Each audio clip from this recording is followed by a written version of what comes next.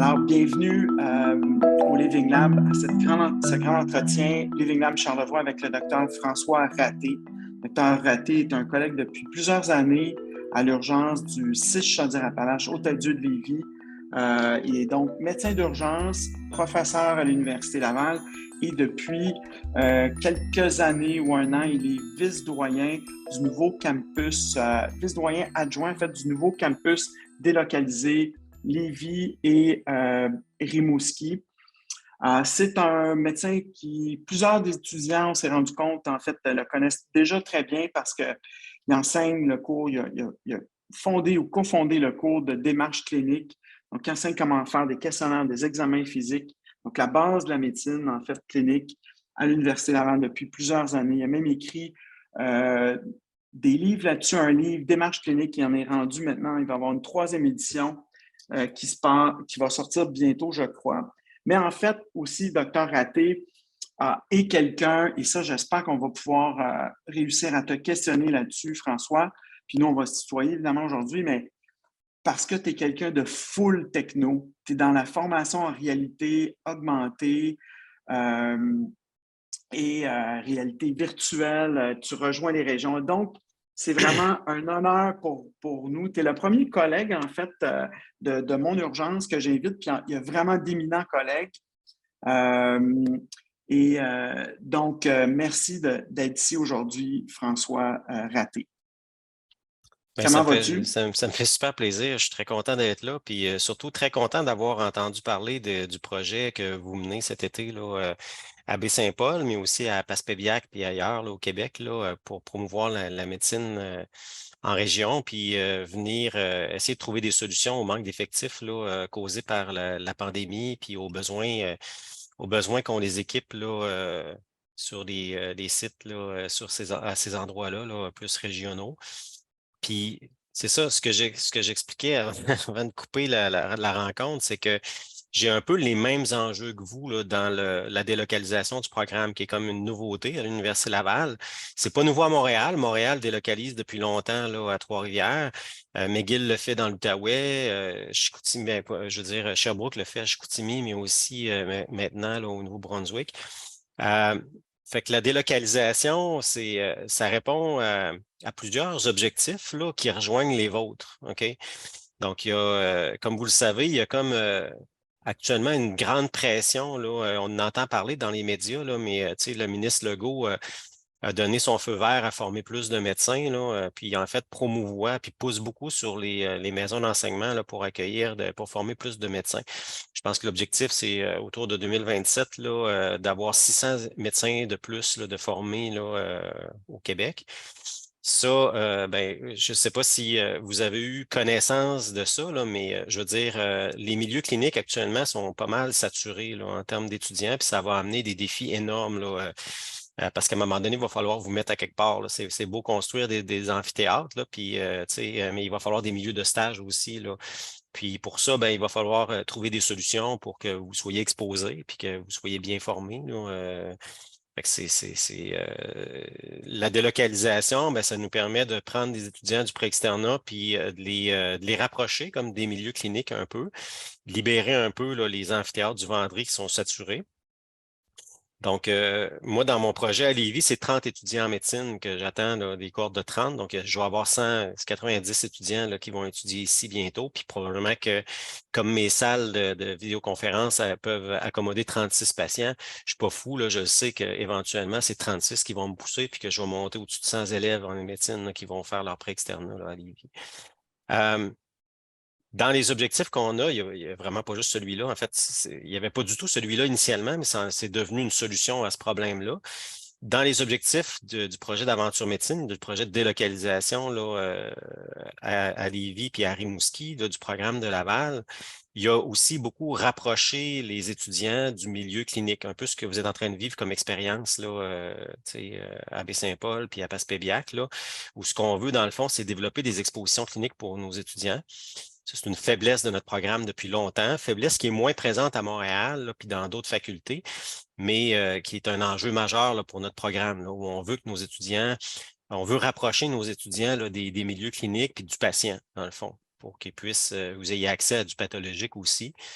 pas juste à des gens normaux, là. C'est le fun de s'examiner entre nous, là, mais tu n'entends pas grand-chose de bien spécial, là. Tandis que si vous avez ausculté quelques patients à l'urgence, ben, j'imagine que vous avez entendu plein d'affaires puis vu plein de choses, là, parce que c'est là que ça se passe, là. Fait que d'amener les étudiants près du patient, c'est une volonté du programme. C'est un gros défi pour le Vendry, pour Québec, beaucoup moins pour moi à Lévis, puis beaucoup moins pour ma collègue Gabrielle Gagnon à Rimouski, parce que, comme vous savez, notre pavillon d'enseignement est accolé à l'hôpital, donc par une passerelle vitrée, là. Donc, le passage se fait facilement. Très facile pour nous là, d'organiser là, des expositions cliniques pour nos étudiants. Donc, ça, c'est un des objectifs là, de la délocalisation. L'autre objectif, ben, c'est d'amener nos étudiants à côtoyer d'autres personnels de la santé, développer l'aspect collaboration interprofessionnelle que vous vivez actuellement dans votre stage. Donc, ça, c'est intéressant. Fait que les étudiants ici vont non seulement côtoyer des étudiants plus avancés, des externes, des résidents, mais ils vont aussi côtoyer des gens de d'autres, des travailleurs de la santé, dans le fond, là. Fait que c'est impossible d'étudier sur un site délocalisé puis d'être anonyme comme au Vendry, par exemple, là, comme à Québec. Donc, à Québec, tu peux facilement passer toute ta formation sans parler à personne ou voir personne, là. C'est complètement anonyme, là. Tu rentres dans un grand amphithéâtre, tu te fonds dans la masse, puis ça va très bien. Ici, c'est impossible de réaliser ça, là, quand tu es une cohorte, quand tu es des petites cohortes, là, tout le monde, tu peux pas être anonyme, là. L'anonymat est impossible, là, tu sais. Alors, ça amène les gens à s'impliquer davantage. Puis l'implication comme autre objectif aussi, c'est qu'on veut que nos étudiants, oui, côtoient des équipes de soins, mais aussi participent aussi, puis qu'il y ait comme une collaboration qui s'installe là, avec la communauté, là. Donc, on veut que nos étudiants s'impliquent dans la communauté de Lévis. On veut que les étudiants côtoient la communauté, puis on veut aussi que la communauté vienne donner à nos étudiants. Donc, j'ai le mandat de développer une clinique de patients partenaires à Lévis. À date, ça va super bien. J'ai réussi à date, là, depuis quelques semaines, là, à trouver 10 patients partenaires qui sont intéressés à venir rencontrer nos étudiants en médecine pour partager leur expérience de la maladie. Ils ont des messages à passer, ils ont vécu des choses, puis ils sont intéressés à venir le partager là, avec des étudiants de la cohorte de Lévis.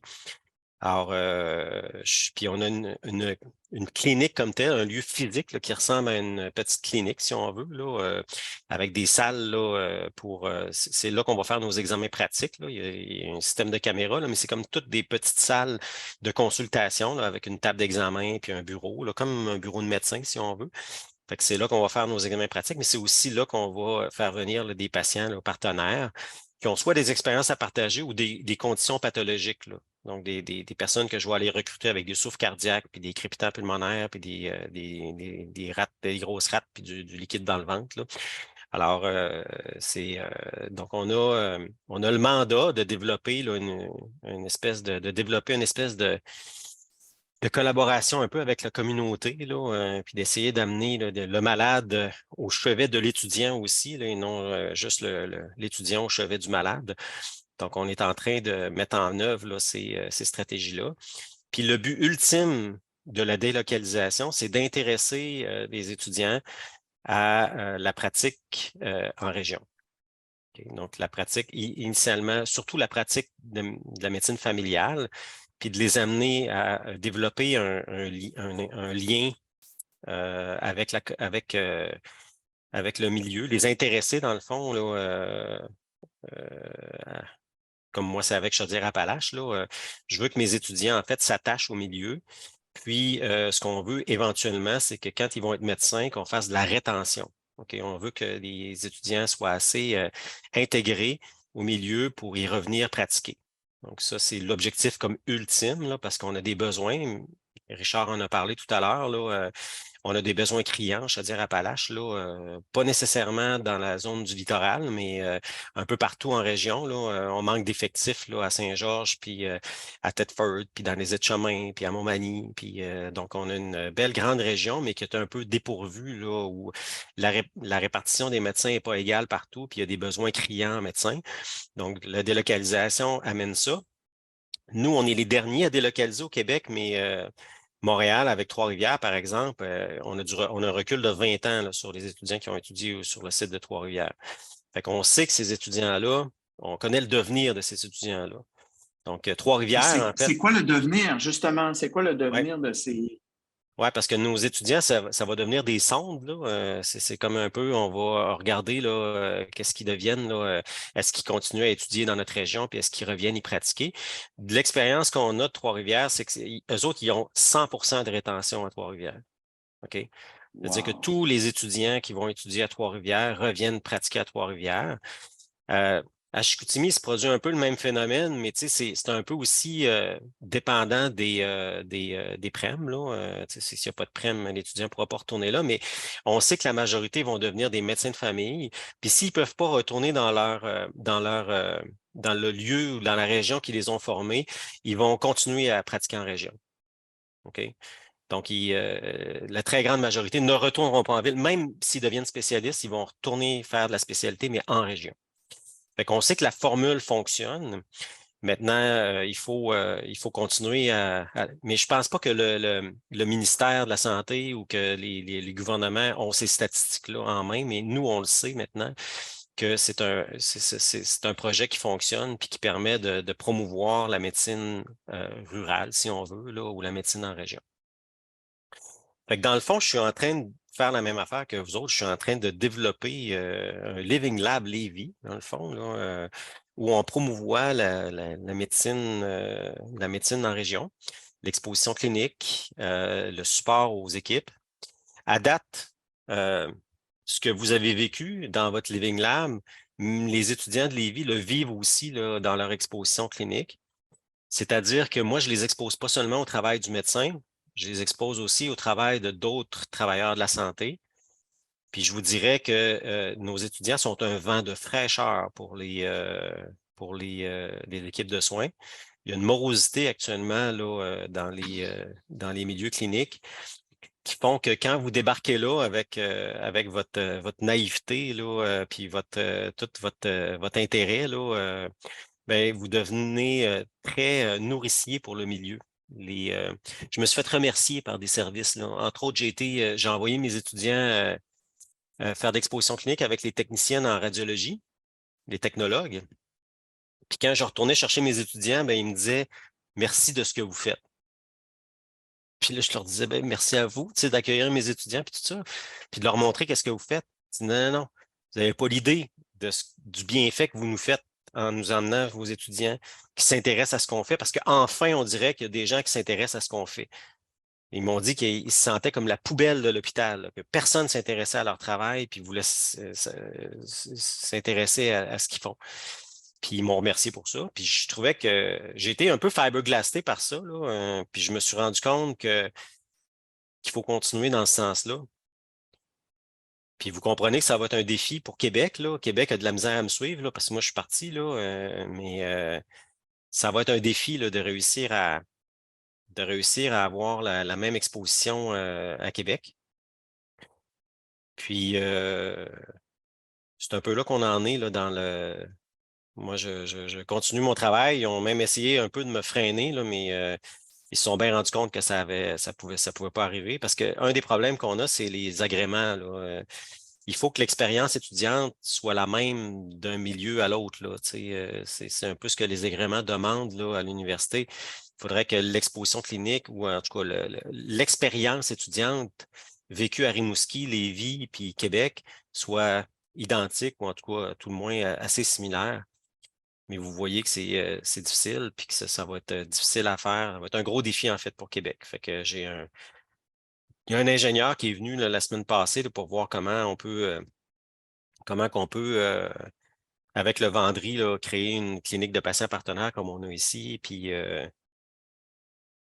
essayer de modifier un peu les lieux physiques là, sans nécessairement construire ou peut-être construire, mais essayer de faire vivre la même expérience qu'on est capable de faire sur les sites délocalisés à la maison mère ou Vendry. C'est un gros défi pour eux, mais je leur laisse leur défi. Mais c'est clair que des living labs comme le vôtre, là, ce serait bien que ça fasse des petits. Hein, parce que ça nous permettrait justement là, ça pourrait peut-être déloader. Si vous offriez en fait, vos stages Taros que vous êtes en train de vivre, c'est un peu ça que vous êtes en train de faire, là. Vous êtes en train vous délocaliser vous-même, là, puis aller chercher justement là, ces objectifs-là là, dans le milieu de Baie-Saint-Paul. Mais c'est important ce que vous faites, puis ça va être important de continuer de le développer, à mon point de vue, là. Qu'est-ce que vous pensez de ça? Hey François, ben écoute, vraiment merci parce que tu nous donnes vraiment toute une histoire. Tu nous as donné l'histoire, tu nous as parlé des enjeux. En très peu de temps, on est allé vraiment en profondeur sur beaucoup de sujets importants, à savoir est-ce que ça vaut vraiment la peine d'amener des gens dans les régions comme ça. Évidemment, moi, j'étudie cette question-là en recherche depuis plusieurs années. Là, qu'est-ce qui fait que fait que, tu sais, on a quand même, il y avait quand même une littérature, mais qui apporte quand même tu sais, tout ce qui est nouveau de ce côté-là par rapport à Montréal, tous les données de Trois-Rivières, tu sais, je n'étais vraiment pas au courant de ça. Et puis, et en fait, tu as amené un côté vraiment intéressant, c'est-à-dire, est-ce que même la propre faculté, parce que ton projet est quand même un projet un peu différent dans le sens, toi, c'est quand même, ça a été créé beaucoup par l'université. Donc, c'est un projet qui était, je ne sais pas comment c'est arrivé, mais c'est un projet qui était, c'était même controversé, ce projet-là, au départ. Tu sais, nous, on étudiait les urgences rurales depuis longtemps.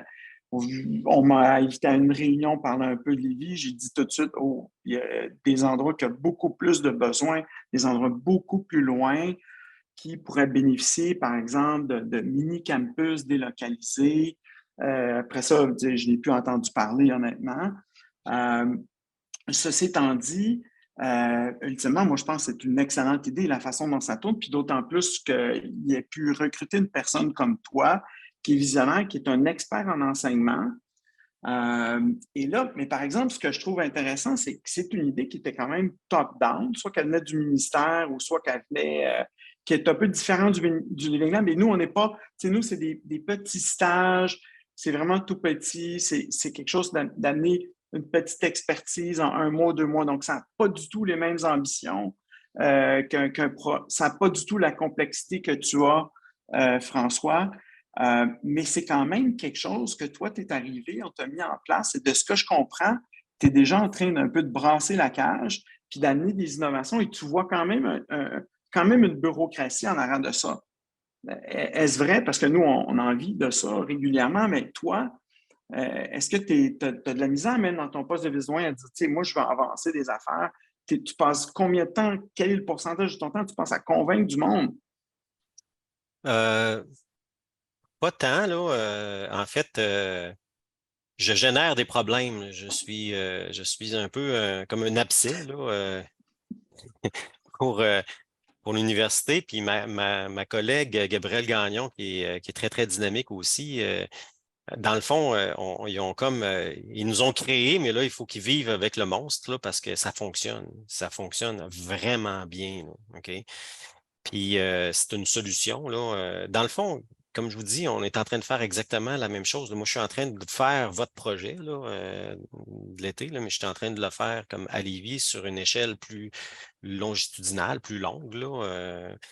Mais je trouve que nos objectifs se ressemblent un peu, puis c'est un peu la solution, ce que vous êtes en train de faire au problème qu'on est en train d'engendrer pour le Vendry, parce que Québec, c'est difficile développer des expositions cliniques à Québec parce que les milieux cliniques sont pleins, les hôpitaux sont pleins, c'est plein de stagiaires. Il n'y en a pas juste en médecine, il y en a en sciences infirmières, il y en a dans d'autres domaines aussi. Les milieux hospitaliers sont full.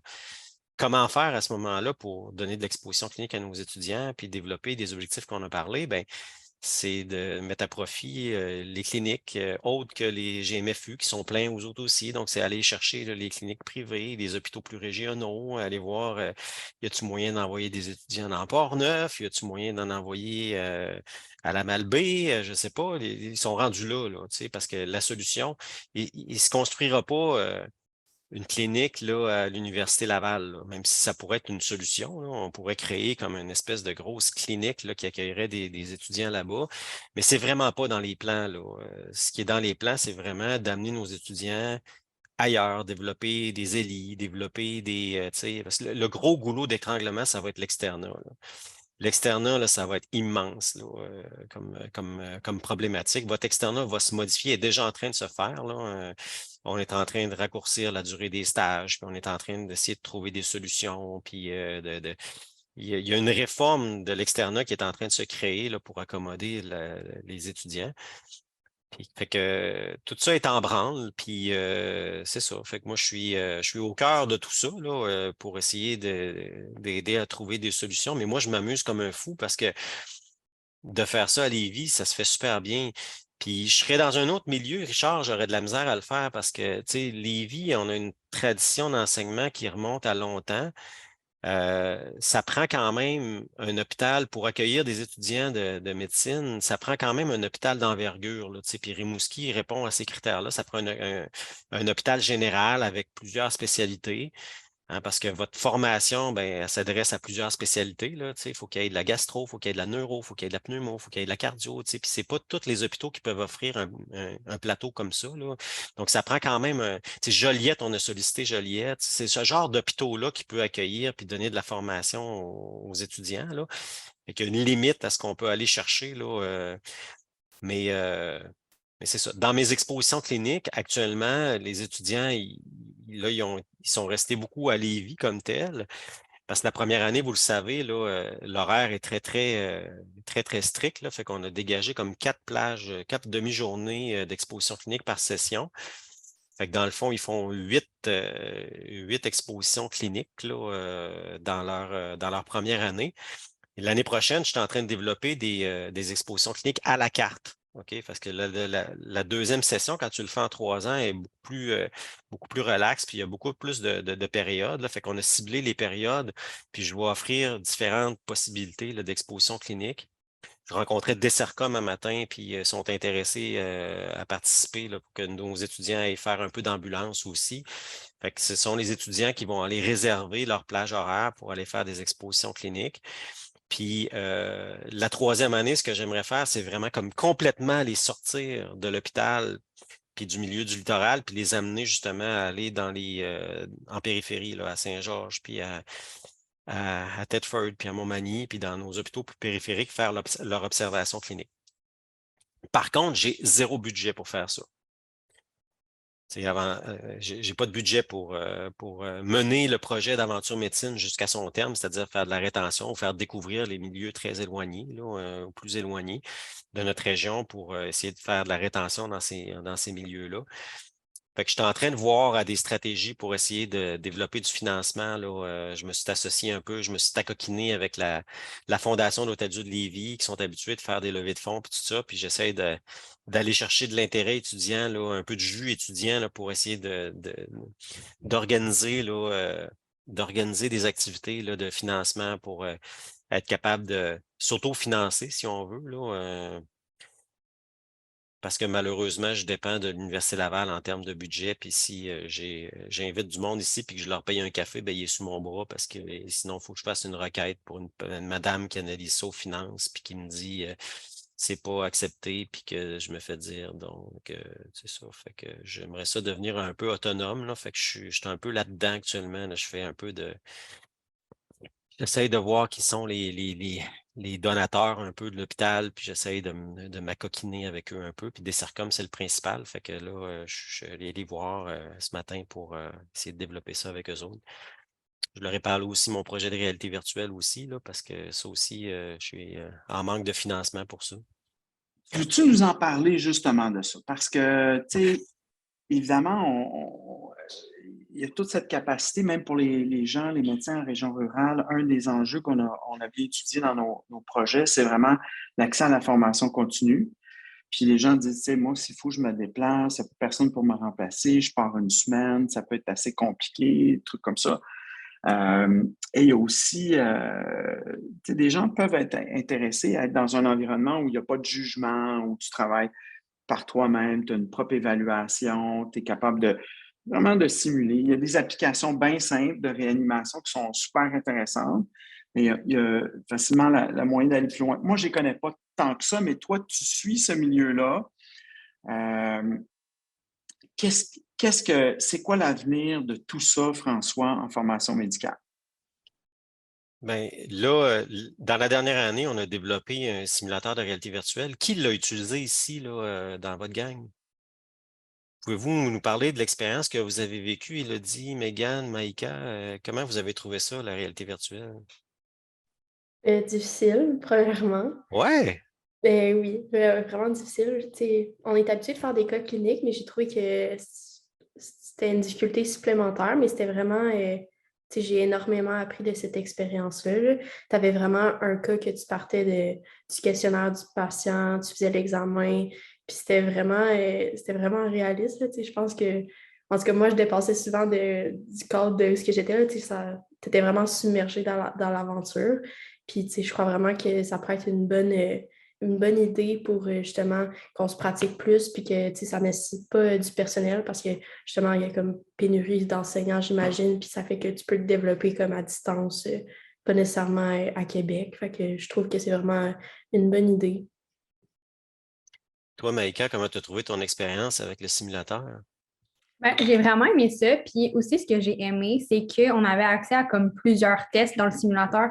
Tu sais, si par exemple, je voulais demander une radiographie des poumons, ben, je pouvais avoir la radiographie. Si finalement, je voulais comme tu sais, un test d'urine, peu importe, je peux demander tout ce que je voulais, même si ce n'était pas nécessairement pertinent dans le scénario.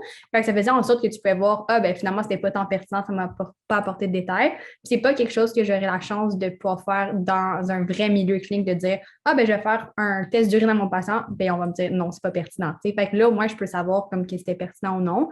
Puis justement, c'était tellement réaliste. Puis au même titre que comme les signes vitaux, on avait vraiment tout devant nous. Fait qu'on peut vraiment comme tout tester. T'sais, moi, pour ma part, j'ai vraiment aimé l'expérience. Puis justement, si ça peut faire en sorte qu'on a plus d'exposition clinique par le biais de ça, ben, moi, je suis vraiment partante. Puis c'est Megan aussi qui l'a fait, là? Ouais, c'est ça. Mais moi, je trouvais que c'était vraiment plus réaliste qu'avoir genre des patients partenaires ou quoi que ce soit. Puis on dirait que je me sentais comme plus à l'aise de genre être, de comme poser mes questions puis tout ça.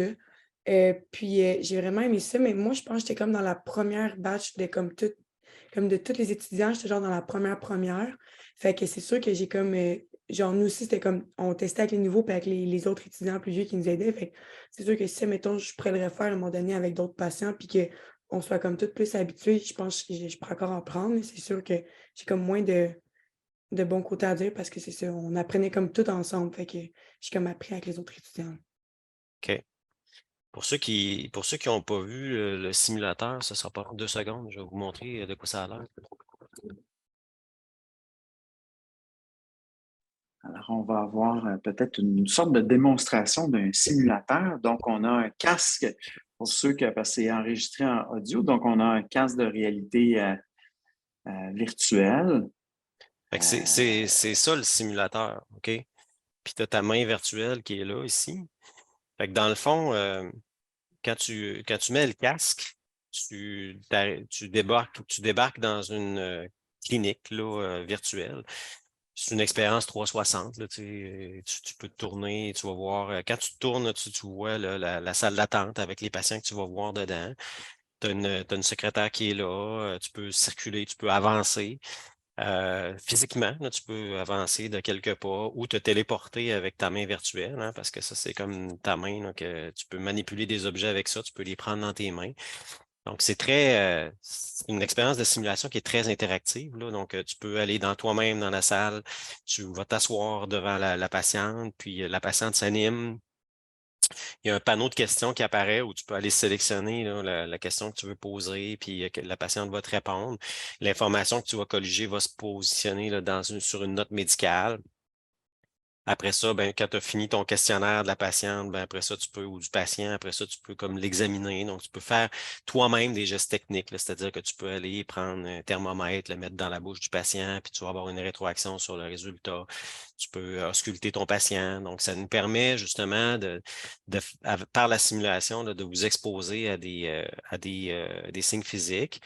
On utilise beaucoup l'audio, là, mais ça peut être aussi des capteurs apto aussi, là, ou si tu vas mettre ta main, mettons, sur le poignet de la patiente, ben, tu peux sentir son pouls qui va se transmettre par une vibration dans la manette, puis tu peux calculer son pouls. Il y a une foule de choses que tu peux faire avec ça, mais l'objectif, nous, de la simulation qu'on a faite, c'est de développer le raisonnement. Okay? Ça, c'est notre objectif à nous. On n'a pas d'objectif comme technique, là, c'est pas pour manipuler des choses, là, mais même si on le fait quand même là, à l'examen physique, l'objectif, c'est plus d'amener l'étudiant en raisonnement après ça là, sur les informations, là, essayer de raisonner à partir des informations qu'il a obtenues, faire un diagnostic différentiel, après ça, se positionner sur son diagnostic, aller chercher des éléments supplémentaires comme Michael mentionnait, là, tu peux investiguer après. Puis là, on dépasse les objectifs du cours, mais ça reste comme un peu ludique aussi. Quoique les étudiants sont en réflexion beaucoup, là, donc il y a un petit côté qui fait penser au clinicien dans sa pratique, c'est-à-dire que ça génère une certaine fatigue. Là, après 3 cas, tu es comme un peu fatigué. Là. Après 1 heure dans le simulateur, c'est comme tu atteins pas mal la limite là, de ce que ton cerveau est capable d'absorber, mais tu as un peu la même fatigue que le clinicien là, qui voit des cas puis qui est toujours en réflexion. Puis, ce qui n'est pas le cas là, avec la réalité virtuelle là, en jeu, là, quand vous jouez, là, parce que moi, je suis rendu gamer là-dessus. Là, j'ai testé le produit en masse. Là, habituellement, quand tu fais de la réalité virtuelle, mais dans le jeu, puis tu es très en action, c'est très stimulant pour le cerveau. Là, ça déjoue complètement là, ton cerveau. Tu es vraiment dedans, là, pas à peu près. Là, fait que quand tu finis ça, c'est comme si tu venais de t'entraîner. Là, dans ce cas-là, ça génère la même fatigue un peu que le clinicien vit là, dans sa pratique. Là. Fait que c'est une façon aussi de faire de l'exposition clinique, là, d'amener un peu là, d'exposition. Sauf que c'est coûteux. Là, ça coûte quand même. Mais une fois que tes cas sont faits, ben, après ça, ben, il reste pour tout le temps. Là. Moi, je vais pouvoir me déployer tous les automnes sur ces 3 cas-là, là, puis exposer mes étudiants à ces cas-là. Là, on serait rendu à faire une phase 2, là, mais on a des enjeux là, de financement là, avec le projet. L'université a les sous, là, mais ils ne sont pas capables de me les donner parce qu'ils sont comme dans leur règlement. Là, fait que les gros organismes, ils ont souvent ce genre de contraintes où quand ton budget là, de financement dépasse 50 000, ben là, après ça, il faut que tu ailles en appel d'offres. Puis là, ben, comme est-ce que mon programmeur va se qualifier pour l'appel d'offres parce qu'il a fait la première partie? Il ne faut pas qu'il y ait faut pas qu'il soit avantagé par rapport à d'autres qui feraient l'appel d'offres. Fait que là, mais là, imaginez-vous, si ce n'est pas mon programmeur qui remporte l'appel d'offres, ben là, il faut que je recommence à zéro, là, parce que le projet tombe. Là, c'est comme si c'est un peu comme n'importe quoi. Là, fait que je suis en train de vivre ça un peu. Là. C'est pour ça que ce matin, j'ai approché Dessercom pour essayer d'en faire un partenaire là-dedans. Là, s'il y avait un intérêt, mettons, à eux développer en préhospitalier là, le même genre de simulation, là, ça pourrait être une façon pour moi de m'en sortir, là, d'avoir un donateur ou quelqu'un qui est intéressé là, à financer le projet. Fait que je suis un peu dans ces enjeux-là. C'est pour ça que ce que j'aimerais avec ça, c'est que ce soit longitudinal. C'est-à-dire qu'après ça, dans les autres démarches cliniques, ben là, on s'ajuste comme là, le démarche clinique 2, ben, c'est plus le système digestif urinaire. À ce moment-là, on pourrait déplacer l'environnement, l'amener dans un milieu d'urgence où là, c'est plus approprié pour traiter là, des problèmes là, des problèmes de douleur abdominale, par exemple, là, où souvent, ça prend un plateau technique pour faire l'investigation. Fait que là, je pourrais vous amener à raisonner là, comme de nouveaux cas. Après ça, neuro, ben là, ça serait un défi de programmation ou de développement important, là, parce que un examen passif versus un examen actif comme l'examen neurologique, ben là, ça va demander plus de développement technologique. Il y a toute la possibilité aussi là, d'amener l'intelligence artificielle là-dedans, là, puis au lieu d'avoir un panneau là, de questions, ben là, tu pourrais t'adresser directement à la patiente. Ce serait un genre de chat GPT qui générerait comme les réponses du patient là, en lui faisant apprendre là, le scénario. Fait qu'il y a comme une foule de possibilités, puis la réalité virtuelle pourrait accompagner, ces simulations-là pourraient vous accompagner pendant tout votre parcours, même jusqu'en pratique, là, ou ça pourrait même donner des crédits de formation médicale continue à un médecin qui serait intéressé par ce genre Et, d'outils-là là, pour continuer ses apprentissages. et même François, comme tout ce qui est ACLS, APLS, ATLS, est-ce que ça existe pour des gens qui veulent. Est-ce qu'il y a quelque chose en réalité virtuelle pour ça, pour former les gens, La réponse est non. Même l'offre de non? jeu est très basse. Là. Il y a pas tant En d'offres jeu de jeu. médical, OK. Puis en pédagogie, il y a beaucoup de petits projets là, développés ici et là, mais habituellement plus pour des trucs là, très techniques. Là. Je rencontre après-midi là, une pharmacienne là, qui s'intéresse à développer puis qui a eu du financement pour développer un simulateur en réalité virtuelle plus, elle, c'est capoté un peu. Là. Elle, c'est plus comme pour que le professionnel voit l'aspect un peu là, soit un peu à la place là, du patient, un peu. Là, fait qu'on va s'asseoir puis on va en jaser. Là, mais, mais là, ce qu'on a réalisé, nous autres, là, on est les premiers au Québec, puis je pense au Canada à avoir fait ce genre de simulation-là. Là. On est à la fine pointe, mais je ne Wow! suis pas sûr qu'on va le laisser rester bien longtemps s'il n'y a pas une injection d'argent là, dans le projet. Là. Fait que j'essaye de trouver des solutions à ça, là, mais je ne suis pas très full PR. C'est pas ma force. Là. Je pense que je suis allé trop vite, puis que mon organisation n'est pas capable de suivre. Là. Ils ne pensaient pas que j'allais réaliser une affaire de même en 1 an. Là. Je l'ai fait. Ah, très intéressant. Parce que les étudiants s'intéressent beaucoup ici, dans le cadre du Living aussi, à c'est quoi les barrières à implanter, déployer des innovations, comment faire le scale and spread de tout ça. Très intéressant. Et là, tu touches au sujet de les grandes organisations, ce que Henry Mintzberg appelle The Machine, versus les organisations un peu entrepreneuriales. Donc, ce que tu as fait, c'est une entreprise un peu entrepreneuriale. Tu as développé quelque chose, puis là, ben, ça peut être utile pour l'université. L'université peut être partenaire pour développer, mais après ça, tu rentres dans The Machine. Puis The Machine, ben, ils ont leurs règles de fonctionnement, c'est assez lourd, c'était construit pour protéger un peu, si on veut, la société, ses membres, les services publics. Mais quelque part, c'est très difficile, ça manque d'agilité pour aller de l'avant et beaucoup d'innovateurs, en fait, peuvent se décourager, tomber au combat avec tout ça. Là. Imaginez si tu mettais tu en as peut-être déjà mis des milliers d'argent toi-même, puis beaucoup de temps, puis bon. Fait que c'est vraiment un enjeu, c'est vraiment intéressant, François. Qu'est-ce que tu penses? Je pensais que ça existait plus. Je pensais que toutes les entreprises en CLS, en PLS, en TLS auraient fait des partenariats avec Meta ou, je sais pas, Google ou pour développer tous ces outils de formation, mais tu as une bonne idée de ce qui se passe. Je suis quand même surpris que ça n'existe pas plus sur le marché. Ben, pas beaucoup en pédagogie. Là. Ils s'intéressent, c'est le marché du jeu actuellement là, qui est très en vogue, là, puis qui est très financé. Là. C'est quoi le jeu que tu trouves qui est le meilleur là-dedans pour que peut-être des étudiants qui ont des casques voudraient essayer? C'est quoi le jeu de médecine le plus Il n'y en a que pas. tu as vu? Ah, il n'y en a pas. OK, c'est des jeux, tu parles jeux de golf, des trucs comme ça, Oh oui, mais oh très oui. peu de jeux médicaux. Écoute, Ouais, la c'est un guerre, c'est trou, là. très, très hot. Là, la guerre, là, ça, te promener avec un gun puis tirer sur tout le monde, là, ça, c'est bien fort. Là. Mais faire tu sais, Mais c'est l'aspect fascinant. pédagogique là, est pas développé du tout. Là, même l'offre de jeu est minimale un peu. Là, mais c'est une technologie qui se développe beaucoup, puis ça va vite. Puis, Et Apple va sortir son produit, je pense, en début 2024. Les nouvelles lunettes. Donc, ça devrait amener une sorte de révolution aussi. ce que je trouve difficile dans tout, là, en fait, là, dans tous ces grands projets-là, c'est la communication entre les organisations, puis entre les gens. Puis, tu sais, moi, je suis sûr qu'il y a plein de monde qui serait intéressé à investir dans un projet comme celui-là, mais je les connais pas, ces gens-là.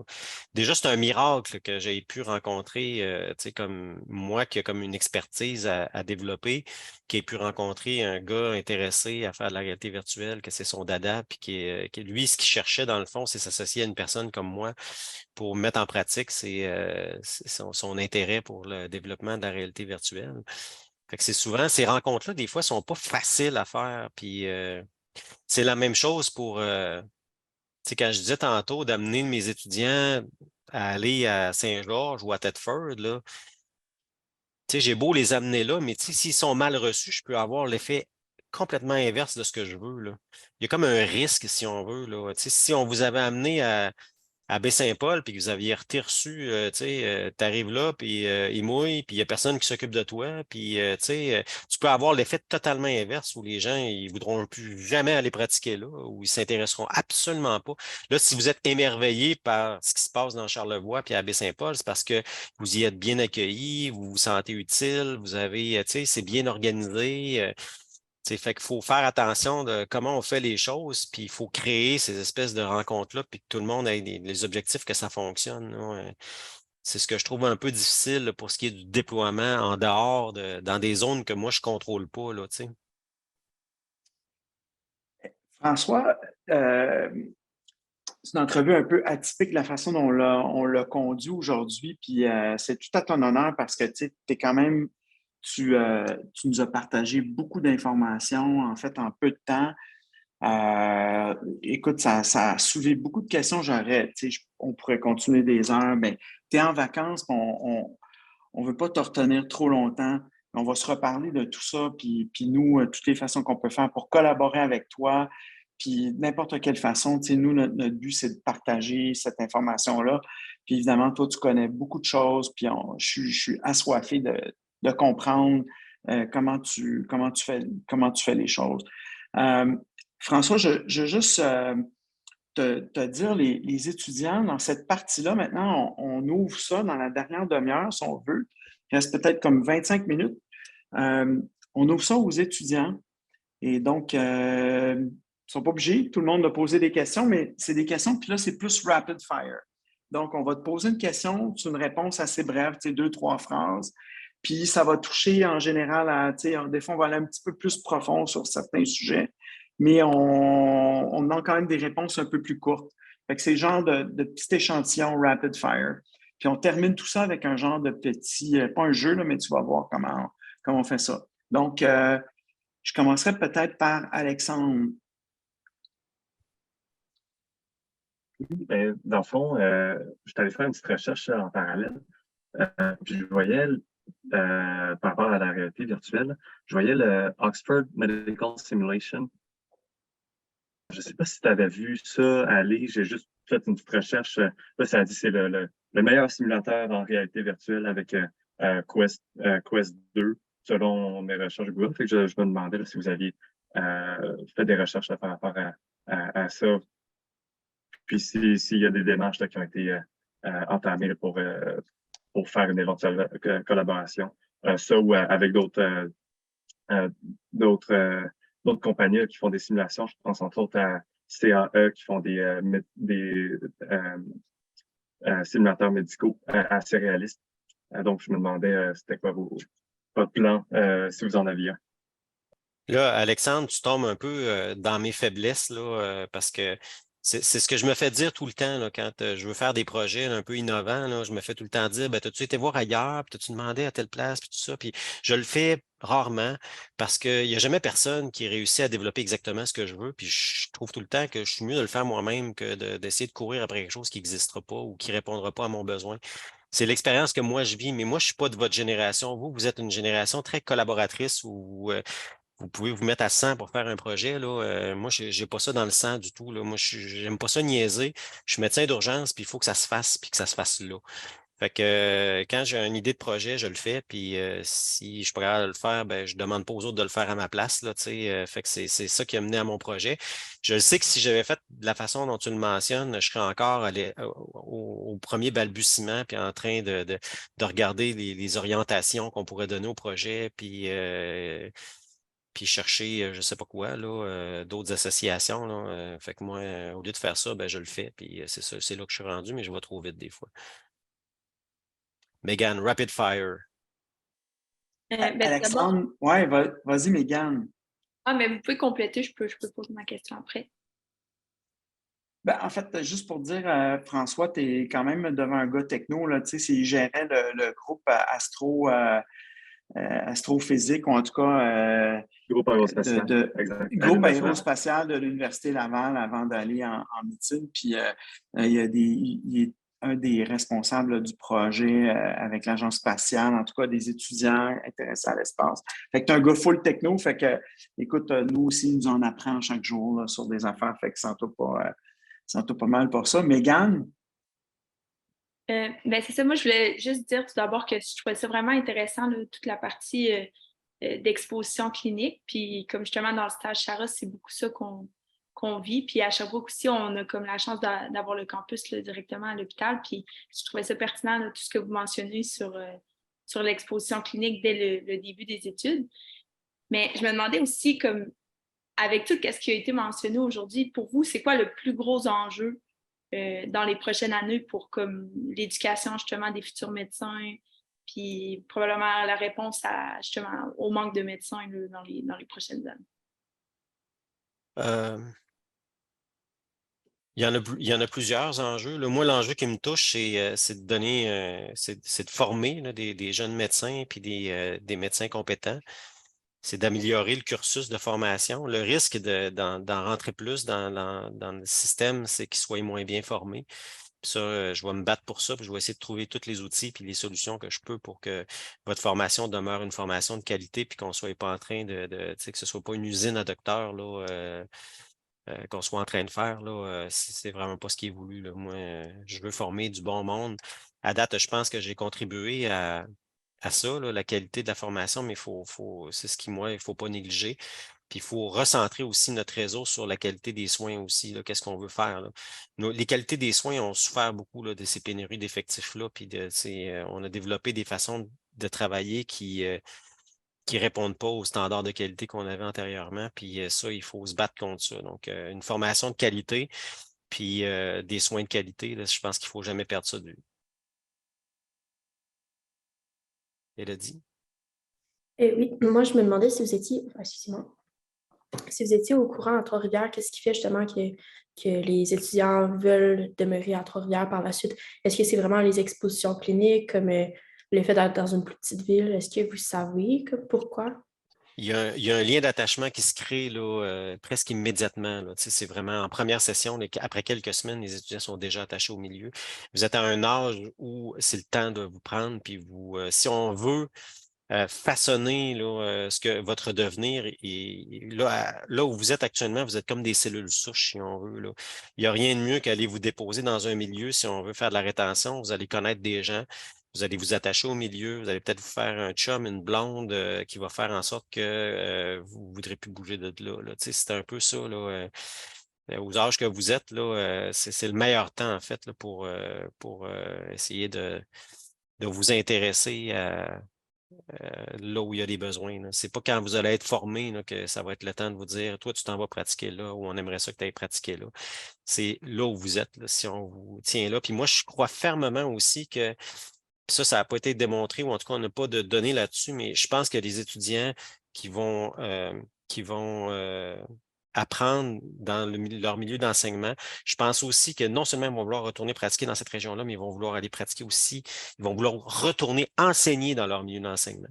J'y crois profondément. Je suis sûr qu'il y en a plusieurs qui vont vouloir aller non seulement enseigner en Chaudière-Appalaches, mais ils vont vouloir revenir enseigner au pavillon de la médecine de Lévis pour reproduire un peu la même chose qu'ils auront eu. Je pense que c'était Ariane, la prochaine.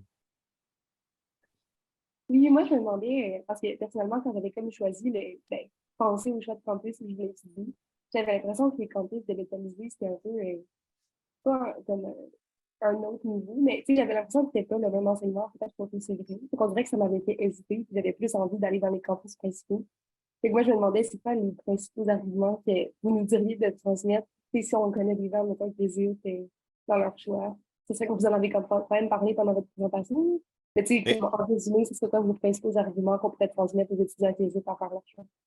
Bien, en fait, ce qui est important, c'est de donner leur juste aux étudiants pour qu'ils fassent le right choice, là, qu'ils choisissent leur bonne destination. Ça dépend de ce que tu veux vivre. Il n'y a pas de mauvais milieu d'enseignement. C'est encore très, très bon d'aller étudier sur le campus de Québec. Récemment, j'ai une étudiante là, qui est venue ici visiter, là, puis je lui ai exposé les deux, puis elle a choisi d'aller à Québec, puis je suis très content qu'elle l'ait fait. Ça dépend de ce que tu as le goût de vivre comme expérience. C'est intéressant aussi d'étudier dans une grande université, puis d'avoir accès à tous les services, puis au rouge et or, puis à ci, puis à ça. Il y a de quoi qui peut être le fun aussi. Là. Des fois, tu as besoin aussi de t'éloigner un peu de tes parents, sortir de ta région, puis d'aller vivre cette expérience-là, là, d'espèce de grande ville cosmopolite avec plein de choses à faire, plein d'opportunités. Quand vous choisissez un site délocalisé, là, c'est vraiment plus là, un apprentissage qui se fait dans une petite famille. Il y a un climat d'apprentissage qui est très familial. Tout le monde se connaît. Des fois, il y a des petites tensions aussi là, entre les étudiants là, parce que, bon, une arrive en retard. Si tu arrives en retard au vendredi, il n'y a personne qui va te le dire. Mais si tu arrives en retard sur un site délocalisé, tu vas te faire regarder croche puis tu vas te faire dire « Hey, Tu nous déranges, puis des fois, il y a des petits règlements de compte entre étudiants, là. C'est comme une petite famille, là, fait que des fois, ta sœur, elle te tape ses nerfs, mais c'est un peu comme ça, là, sur un site délocalisé. Mais on s'aime, je les aime d'amour, là. À matin, là, il y a un lien là, super étroit qui se crée entre les étudiants, mais aussi avec la direction, là. Moi, les étudiants, ils me connaissent par leur nom.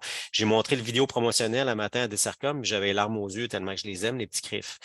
Fait que, c'est un peu ça, là, la différence, un peu, puis ça dépend de ce que tu veux vivre. Sandrine?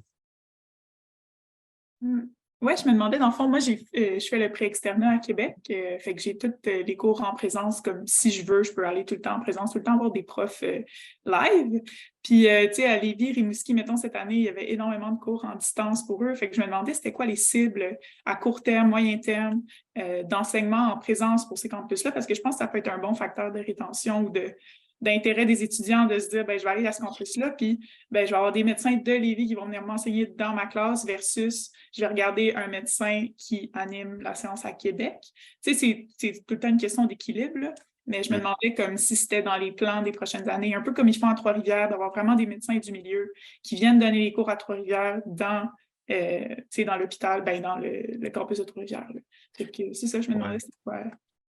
Là, Sandrine, on pourrait parler longtemps là-dessus, là, mais écoute, je pense qu'il va y avoir une transformation de notre programme qui va se démagistraliser. Là. L'enseignement est encore très, très magistral là, avec un prof là, expert qui enseigne dans un amphithéâtre. Là, je pense que c'est un peu vintage comme modèle puis que c'est appelé à changer, mais je pense que ça va prendre une génération d'enseignants là, pour que ce modèle-là se change. Idéalement, ce qu'on vit, c'est une triangulation parfaite des enseignements, c'est-à-dire que l'enseignement vienne des 3 sites, là, mais avant que ça se produise, là, il va falloir que tu tasses le monopole de l'UCPQ puis que écoute, là, que quelqu'un d'autre enseigne la cardio que les UCPQ puis la pneumo que les UCPQ, là, c'est presque pas envisageable actuellement. Là, c'est eux autres les experts, puis les cardiologues puis les pneumologues en région, là, ça vaut ce que ça vaut. C'est un peu là-dedans qu'on est. Là. Ma collègue Gabrielle Gagnon aimerait bien devenir responsable du cours d'hématologie, mais Québec n'a pas le même non. Qu'un médecin de Rimouski devienne responsable de cours, de notre cours. Tout ça, là, ces espèces de chasse gardée-là, là, il va falloir que ça tombe, puis ça va prendre du temps. Là. Notre programme va changer, puis c'est correct. Là. Je pense que l'aventure médecine va amener ça. Mais vous allez être rendu en pratique là, quand on va être rendu à une triangulation parfaite puis des enseignements moins magistraux. François, on est rendu au stade où, dans les petites prochaines minutes, on fait un petit tour. Donc, Jenny va expliquer un peu ce qu'on va faire.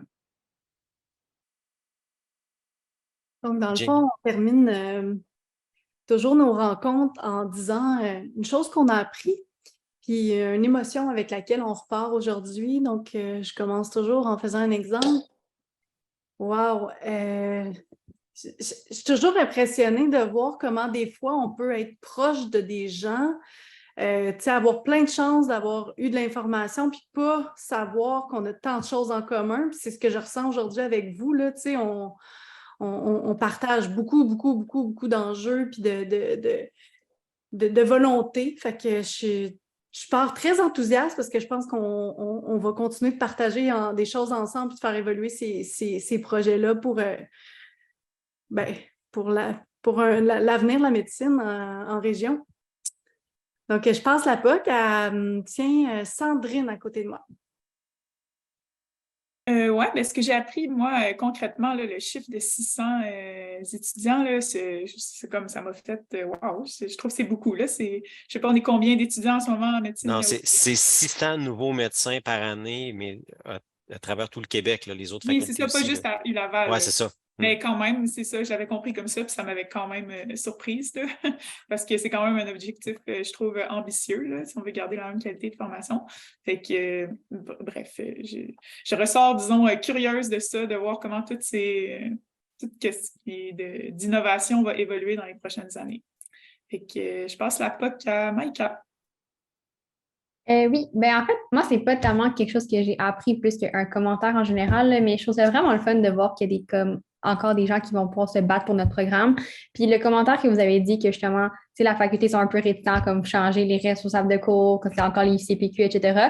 Mais c'est quelque chose que j'ai ressenti quand moi j'ai fait le cours. Fait que je trouve ça vraiment le fun de voir que il y a des personnes comme vous qui se battaient pour comme faire évoluer notre programme, puis que dans les prochaines années, ben, on va avoir encore accès à plus d'expositions cliniques, plus de projets comme vous mettez en œuvre là, avec la réalité virtuelle. Donc, je trouve ça vraiment le fun. Merci, Nicole. Puis tu passes la POC à qui?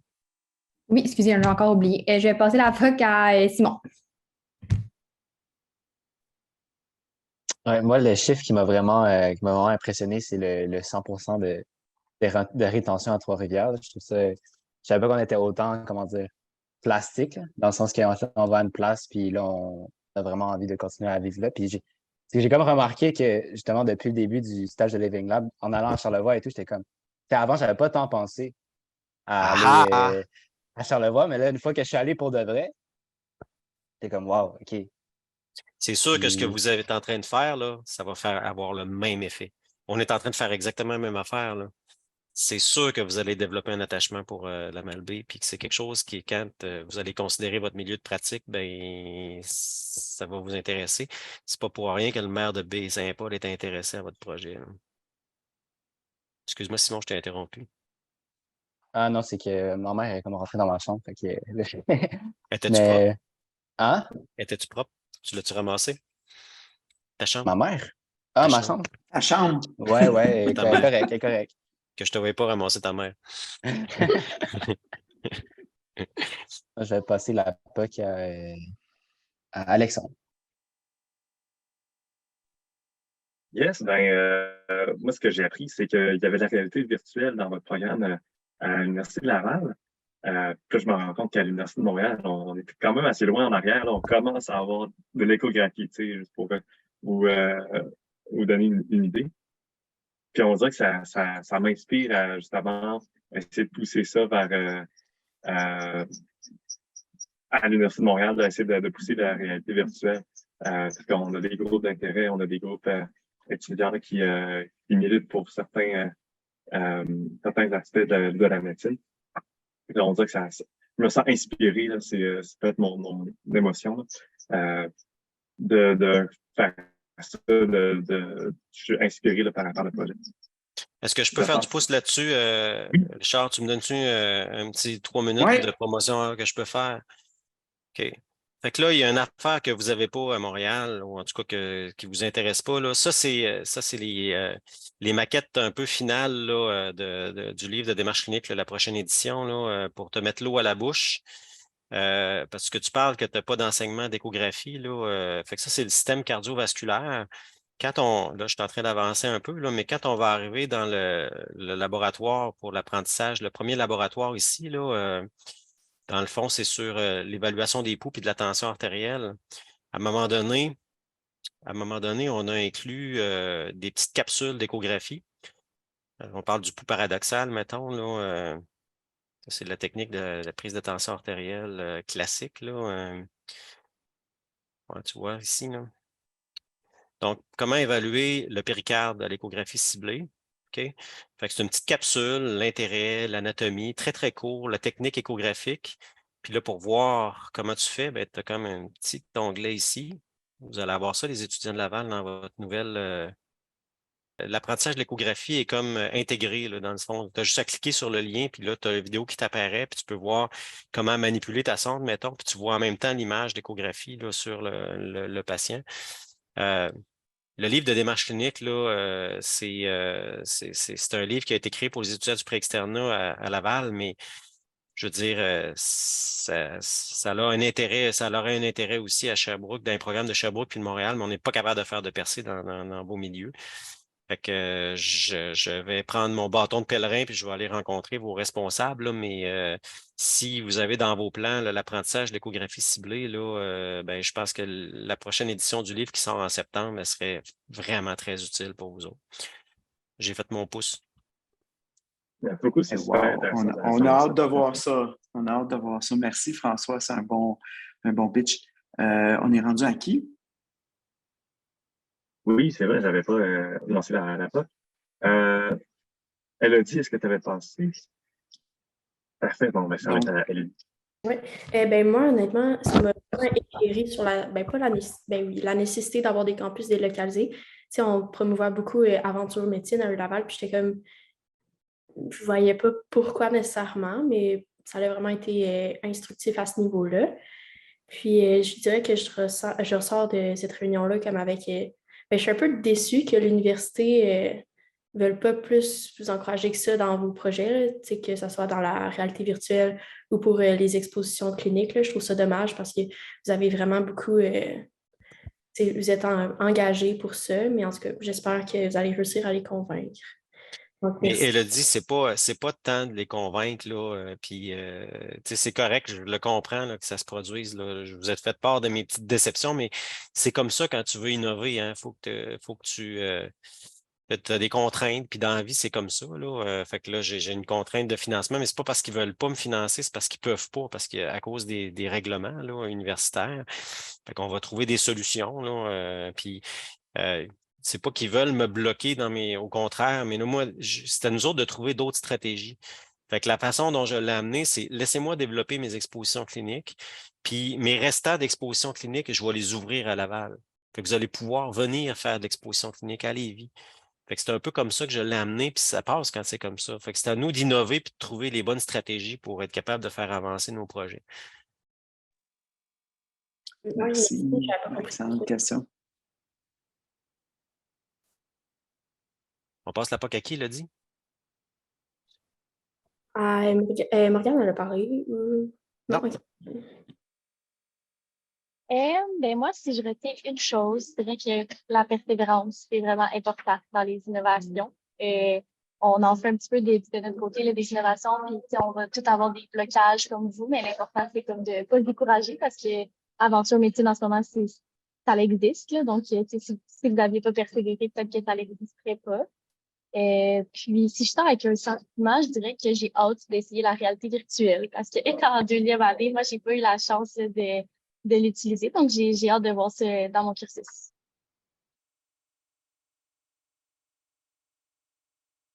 Puis on s'en va où, Morgane? Et je vais donner la parole à Anouchka. Hello. Moi, un peu comme Simon, là, ce que j'ai vraiment retenu, c'était le taux de rétention là, à Trois-Rivières. On dirait que j'aurais pas pensé que ça aurait été un taux de rétention à 100%. Je trouve ça vraiment impressionnant. Puis c'est ça, là, personnellement, j'adore Charlevoix depuis vraiment longtemps. Puis là, tu sais, avoir passé une semaine à l'hôpital là-bas, ça a comme clairement germé des idées, mais comme c'était pas la première fois non plus. Mais après ça, sinon, un sentiment que j'ai en ce moment, je dirais, je me sens calme par rapport à ça. Je trouve ça cool de justement le voir que quelqu'un est vraiment comme fort dans tout ça, puis que vous prenez en charge beaucoup de projets. Puis je trouve ça cool puis c'est rassurant, je trouve. Donc, c'est ça. Puis je passe la POC à Ariane. Ouais, moi, je dirais que je me sens intéressée, je sais pas, avec cette façon-là. Parce qu'avant, j'étais comme un peu moins convaincue des campus de localité. C'était vraiment, je sais pas sur quoi je basais mon avis. Je pense que c'est juste par rapport au fait d'être à Montréal et de voir les gens de Trois-Rivières qui sont souvent comme en vidéo à distance. J'avais l'impression que la formation avait l'air un peu moins intéressante, mais là, mon avis est vraiment changé. Parce que je pense que justement, c'est ça. Chaque type de campus a vraiment ses avantages à fournir des étudiants qui sont vraiment différents. Puis, comme je disais tantôt, peuvent être pertinents pour chacun dans tous les cas. C'est très intéressant. On s'en va où après, Ariane? Je sais pas si tout le monde a parlé. Les deux Mégane n'ont pas parlé. Ah, Mégane, regarde, de la parole. Ouais, ben ça, moi, ce que j'ai appris, c'est en fait, c'est plus un commentaire, là, parce que je connais quand même beaucoup Lévis, là, je parle beaucoup avec les représentants du Rémul de Lévis, mais ce commentaire, c'est que je suis quand même soulagée de voir que les autres campus de localisés veulent comme avancer, puis il y aura c'est comme toute la faculté de l'Université Laval qui va pouvoir profiter, mettons, de ça, des infrastructures à Lévis. Puis, c'est ça. Est-ce qu'il faut que je dise une émotion? Comment je me sens? Je me sens Mm-hmm. je suis contente de vous avoir revu, Dr. Raté. Donc, c'est ça. Et il nous reste Mégane. Oui, Est-ce que Maïka, oui? Vas-y, Megan. Moi, j'avais déjà parlé, oui. OK. Vas-y, Megan. Oui, parfait. Dans le fond, c'est ça. Moi, aujourd'hui, j'ai surtout appris, je pense qu'on a beaucoup parlé de comment ça se passait à l'Université Laval, puis c'était intéressant pour moi de mieux comprendre parce que nous, à Sherbrooke, c'est comme une façon d'apprendre complètement différente. Puis que là, tu sais, je voyais votre livre, puis je me disais que ça pourrait être comme quand même intéressant de le feuilleter ou de voir comment ça fonctionne. Puis une émotion, ben, je pense que j'en ressors comme un peu dans le même sens que Jenny, là, mais de voir que c'était enrichissant là, de voir à quel point continuer de vous battre là, pour la médecine en région, puis comme de voir les enjeux communs là, qu'il peut avoir avec le Living Lab, mais aussi avec Saros ou d'autres organisations qui se battent pour ça aussi. Merci beaucoup. Puis, mais merci, Mégane. Et en terminant, qu'est-ce qu'on fait avant que je dise un petit mot de la fin, Jenny, qu'est-ce qu'on fait avec François maintenant? Mais dans le fond, on vous demande la même question. Comment vous avez trouvé ça, vous faire interviewer aujourd'hui? Puis c'est quoi l'émotion avec laquelle vous repartez? Moi, j'avais aucune attente. En fait, je savais pas en tout ce que je m'en venais vous dire, honnêtement. Là. Je connais pas ça, là, le Living Lab, là, mais je me suis rendu compte que dans le fond, j'ai eu la surprise, parce que c'est mon émotion, de voir que votre projet, c'est exactement la même affaire que je suis en train d'essayer de faire ici. Là. Fait qu'on a vraiment de quoi des atomes crochus ensemble puis des intérêts communs qui font que, tu sais, si vous avez des solutions pour moi ou si vous avez de l'intérêt à venir ici sur place aussi, partager votre vécu, ce que vous avez fait, les solutions que vous avez trouvées, ben moi, je suis preneur, là, tu sais, puis je suis sûr que mes étudiants seraient super contents aussi là, de vous avoir, là, parce que une des choses qu'on vit aussi quand on est en région, c'est l'isolement. OK? C'est beaucoup le cas de Rimouski. OK? Rimouski est beaucoup plus isolé, là, mais Rimouski, c'est un enjeu à Rimouski. Comme vous pouvez le vivre quand vous êtes à Passepébiac ou quand vous êtes dans Charlevoix. Vous êtes loin du grand centre, vous êtes loin de la maison mère. Des fois, il s'organise des choses, on ne pense pas à vous, on ne vous demande pas votre opinion. On se sent des fois un peu sacrifié, isolé, loin de tout le monde. Là. Fait que ça, c'est un enjeu qui existe aussi là, quand on est en région. Les réalités ne sont pas les mêmes aussi. Fait que c'est important de communiquer, puis de rester en contact, puis de partager avec vos collègues là, des sites délocalisés, puis venir faire un tour justement, profiter des installations. Moi, j'aimerais ça avoir éventuellement un laboratoire de réalité virtuelle à Lévis, là, qui serait ici, puis vous accueillir pour venir faire la réalité virtuelle ici. Donc, c'est un peu là où j'en suis là, dans mes réflexions par rapport à l'activité d'aujourd'hui.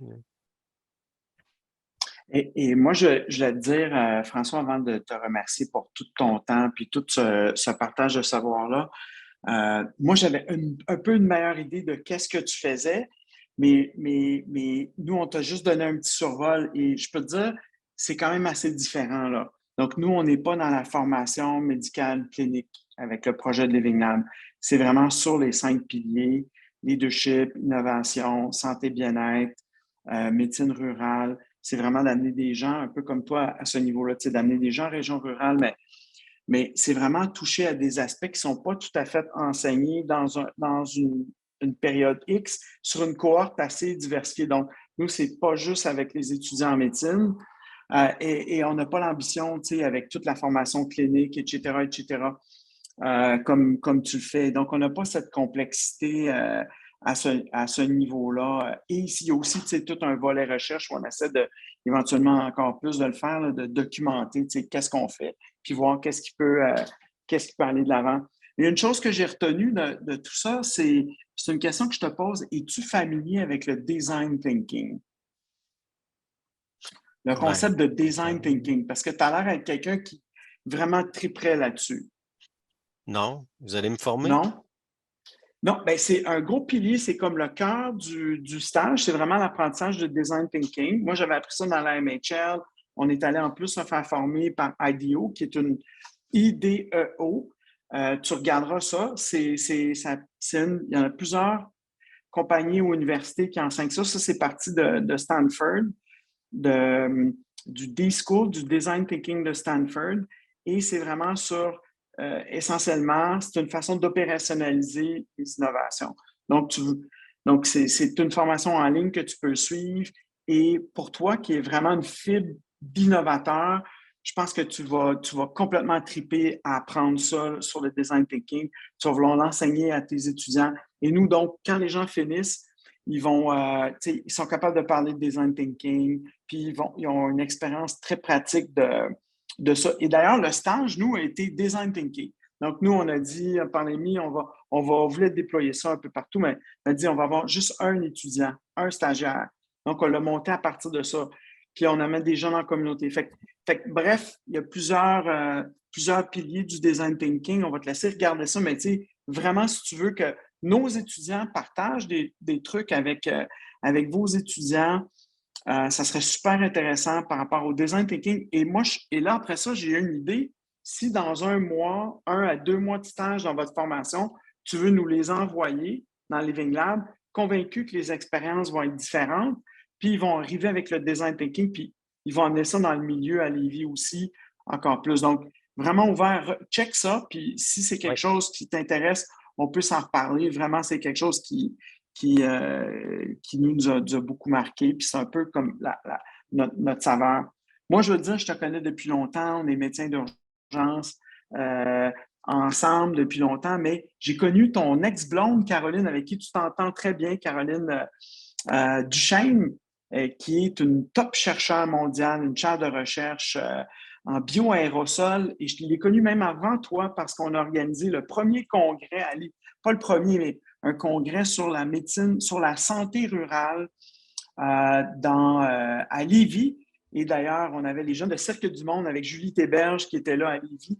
Et elle m'a parlé, je pense que tu revenais de sabbatique, elle m'a parlé, il faut que tu rencontres François sur tes prochains chiffres. Et donc, j'ai vu une personne très innovante, beaucoup d'innovation. Puis moi, là, j'ai appris que tu avais écrit des livres, j'ai vu toute ton innovation. François, tu travailles presque à temps plein à l'urgence, tu fais encore des nuits, tu es vice-doyen. Très franchement, je ne sais pas comment tu fais ça.